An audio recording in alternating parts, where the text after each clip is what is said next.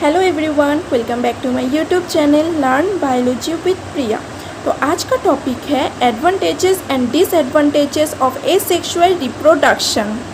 तो आज हम लोग देखेंगे कि एसेक्सुअल रिप्रोडक्शन का एडवांटेजेस यानी कि अच्छाई और डिसएडवांटेजेस यानी कि ड्रॉबैक क्या क्या होता है। तो पहले देखते हैं एडवांटेजेस। तो नंबर 1 पॉइंट है a new individual can be formed from a single individual which is termed as uniparental reproduction.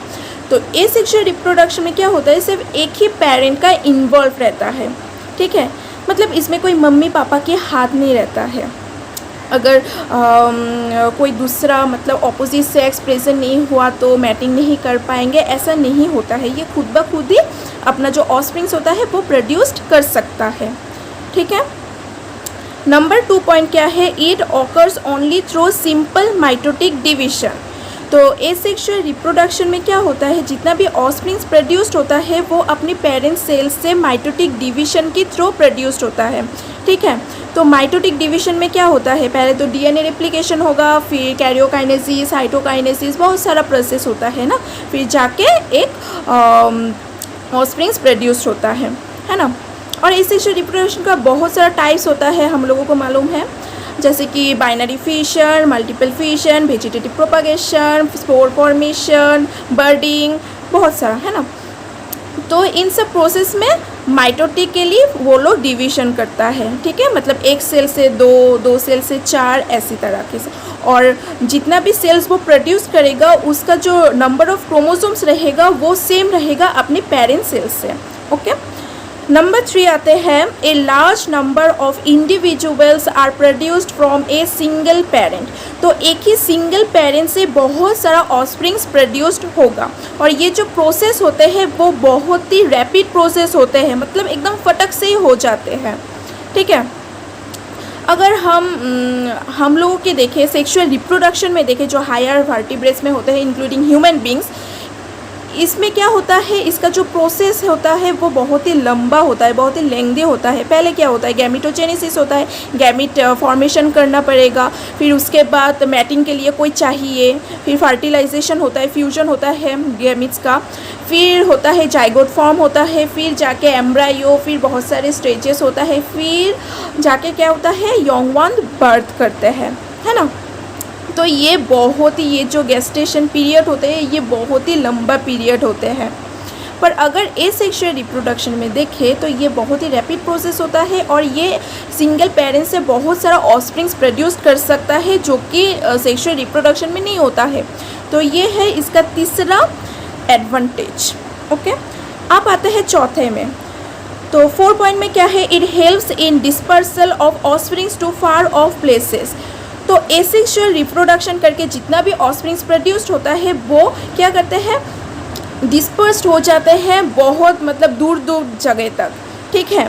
दूर दूर जगह तक वो डिस्पर्स्ड हो जाते हैं, स्प्रेड हो जाते हैं, ओके। इसका एक एग्जांपल देती हूँ मैं, एक फंगस जिसका नाम है राइजोपास। तो इस राइजोपास का जो रिप्रोडक्टिव पार्ट है, स्पोरेंजियम ऊपर वाला जो गोल पार्ट है, उसमें बहुत सारे स्पोर्स प्रेजेंट रहता है। तो अंडर अनफेवरेबल कंडीशन में क्या होता है, वो जो स्पोर्स रहते हैं वो उसका आउटर कवरिंग जो है वो बहुत ही टफ और हार्ड होता है, ताकि स्पोर्स को कोई नुकसान ना हो सके उस अनफेवरेबल कंडीशन से। जैसी फेवरेबल कंडीशन वापस रिटर्न आ जाए तो वो क्या करता है, इजेक्ट कर देता है, स्पोरेंजियम से इजेक्ट कर देते हैं अपने स्पोर्स को, ठीक है, दूर दूर तक फैल देता है। तो फेवरेबल कंडीशन में वो स्पोर्स क्या करेगा, एक न्यू इंडिविजुअल में ग्रो करेगा, ठीक है। फिर नंबर 5 में आता है, the offsprings are genetically identical to their parents. तो ये जो ऑफस्प्रिंग्स प्रोड्यूस्ड होते हैं एसेक्सुअल रिप्रोडक्शन से, वो जेनेटिकली सिमिलर होते हैं अपने पेरेंट्स की तरह ही, ठीक है। तो इसका एडवांटेज ये है, अगर पेरेंट मान लो, एक एग्जांपल देती हूँ प्लांट का, रोज़ प्लांट का, ठीक है। तो जो पौधे हैं गुलाब की, अगर उस पौधे का गुलाब अगर बहुत ही उसका जो पेटल्स है, पंखुड़ी है, वो बहुत ही ब्राइट और एट्रैक्टिव है और उसका स्मेल बहुत ही खुशबूदार है, तो नेक्स्ट जनरेशन का जो ऑफस्प्रिंग्स होगा, उसका जो न्यू प्लांट होगा, वो उसका पेरेंट का जितना भी गुड क्वालिटीज़ था वो सारे उस पर भी ट्रांसफ़र होगा, उसमें भी होगा ये सब, अच्छी स्मेल होगा और उसका जो कलर होगा वो बहुत ही अट्रैक्टिव ब्राइट कलर होगा। तो इसका एडवांटेज ये है, जेनेटिकली सिमिलर होगा अपने पेरेंट्स की तरह। 6 पॉइंट है, in some cases it also help to stand with the unfavourable condition. तो कुछ ऐसे केस में क्या होता है, जो ऑर्गेनिज्म है वो अनफेवरेबल कंडीशन में भी फाइट कर सकता है। मैं एक एग्जांपल देती हूँ बैक्टीरिया का। तो बैक्टीरिया की सराउंडिंग जो एनवायरनमेंट है उसमें अनफेवरेबल कंडीशन अगर एराइज हो जाए तो वो उसके अंदर जितना भी मेटाबॉलिक और जो मेटाबॉलिज्म हो रहा है, जो मेटाबॉलिक प्रोसेस हो रहे हैं, उसका क्या होगा, वो प्रोसेस स्लो डाउन हो जाएगा, एकदम धीरे धीरे होने लगेगा। ठीक है, क्योंकि धीरे धीरे होने से उसका जो एनर्जी है वो कंजर्व होगा सर्वाइव करने के लिए। ओके, और उसका जो स्पोर्स है बैक्टीरिया का, जितना भी उसके अंदर स्पोर्स रहेगा अनफेवरेबल कंडीशन में, वो स्पोर्स डोमिनेंट स्टेज में रहेगा, यानी कि रेस्टिंग स्टेज में रहेगा।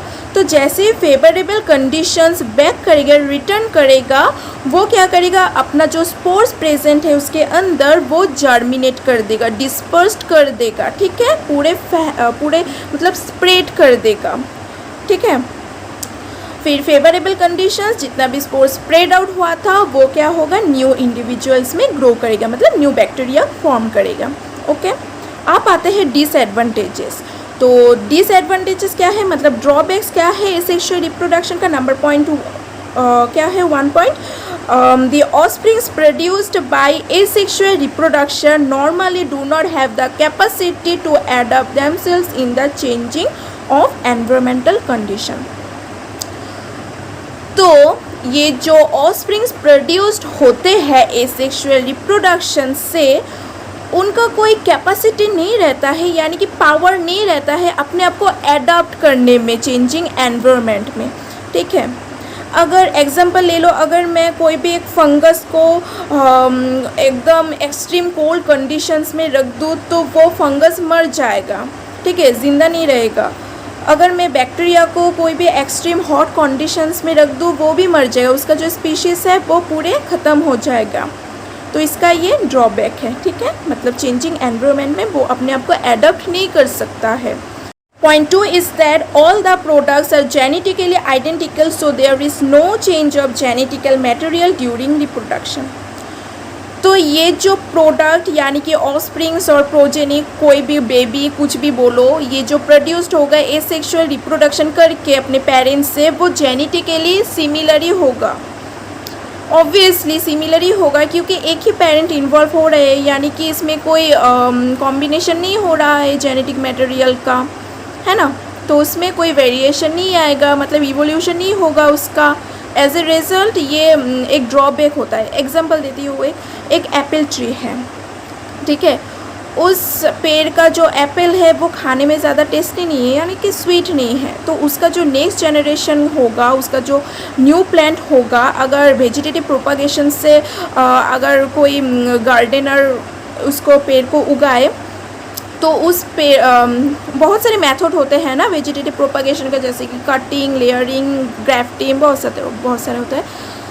तो क्या होगा, वो जो एप्पल ट्री होगा वो पेरेंट की तरह ही होगा। वो जो उसका पेरेंट था ज़्यादा स्वीट नहीं था, मीठा नहीं था खाने में, उसका जो बेबी होगा वो सेम ही होगा, वैसे ही होगा। उसका एप्पल जो होगा वो ऐसे ही ज़्यादा स्वीट नहीं होगा। तो ये एक ड्रॉबैक है। ठीक है, अगर उसका पहले का उसका जो पेरेंट है, अगर पेरेंट में कोई डिजीज़ रहा और कुछ न्यूट्रिएंट का डेफिशिएंसी, कुछ कमी रहा, तो उसका जो ऑफस्प्रिंग होगा उसमें भी सेम डिजीज़ रहेगा, सेम न्यूट्रिएंट का डेफिशिएंसी रहेगा। तो यही है एक ड्रॉबैक। ठीक है, तो क्या होता है, इसके जो एसेक्सुअल रिप्रोडक्शन करके जो ऑफस्प्रिंग्स प्रोड्यूस होते हैं तो बहुत सारा ऑफस्प्रिंग्स प्रोड्यूस होते हैं, है ना। तो इसके लिए ये ओवर क्राउडिंग का कारण हो सकता है। अगर ओवर क्राउड हो गया तो फाइट होगा आपस में, है ना। ये बोलेगा नहीं मुझे न्यूट्रिशन चाहिए, बोलेगा नहीं मुझे न्यूट्रिशन चाहिए। एज ए रिजल्ट क्या होगा, जो प्रोडक्टिविटी था वो डे बाय डे डिक्रीज होगा, है ना। तो आज के लिए इतना ही। Thank you.